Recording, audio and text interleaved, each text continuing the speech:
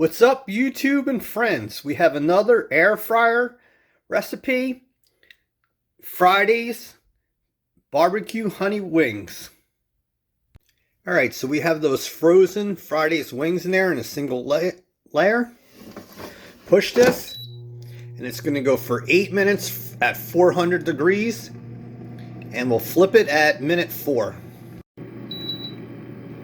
Alright, YouTube, so when it says turn food, pull that out. You see those wings? You just want to move these around. Try to flip them over as best as can be.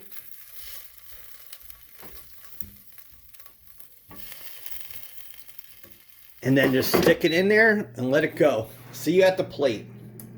And this is what they look like, YouTube, out of the air fryer. Look how golden they are. So let's go right to the plate. And there you have it, YouTube. Your Friday's wings. Look how brown they got and golden. So an air fryer can do so much. It's better than a toaster oven. But look at that.